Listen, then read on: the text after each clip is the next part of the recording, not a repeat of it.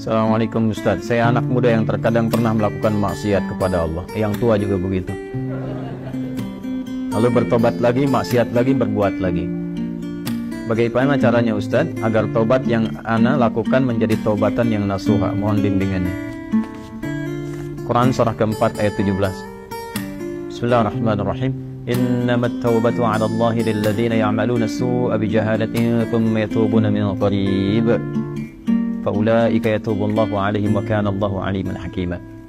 Kalau tobat mau benar itu, pertama ketika menyadari ada perbuatan salah, seketika bertobat. Saya ulang ya.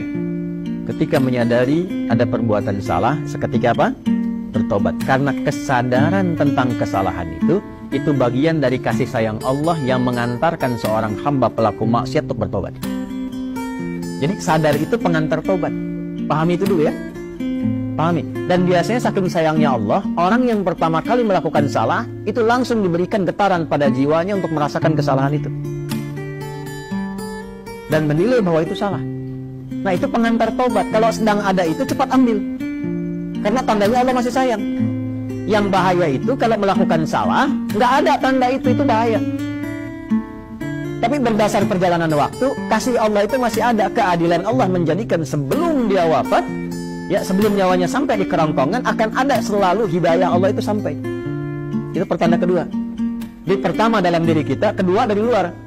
Tiba-tiba dengar ceramah misalnya tentang taubat, kok bisa Anda dengar itu? Nah, itu pertanda kedua. Kalau mendengar yang demikian, cepat ambil. Ya, itu rumusnya Quran surat 29 ayat ke-68. Walladzina jahadu fina lanahdiyannahum subulana. Orang yang cepat mengambil petunjuk dari kami, cepat dia ambil, kami bimbing dia menuju jalan-jalan kebaikan kami. Itu ya. Demi Allah saya katakan, sepanjang berbuat salah apapun, itu selalu ada getaran yang menyimpulkan itu salah. Ya, bahkan ada pencegahan dulu. Gak percaya begini ya, gak percaya. Keluar dari sini pulang, nanti coba aja deh, pakai sendal orang lain. Tapi jangan diteruskan, coba aja. Ya, jangan dipotong video saya. Coba, jangan diteruskan. Itu begitu akan dipakai, pasti hati kecil mengatakan itu bukan punya kamu. Itu pencegahan namanya. Begitu dipakai, dipaksakan pakai, nanti di pertengahan ada rasa lagi, kamu salah. Nah, itulah pengantar taubat. Ikuti, kalau diikuti istighfar, astagfirullah, balik lagi, dikembalikan pakai pada yang kita miliki.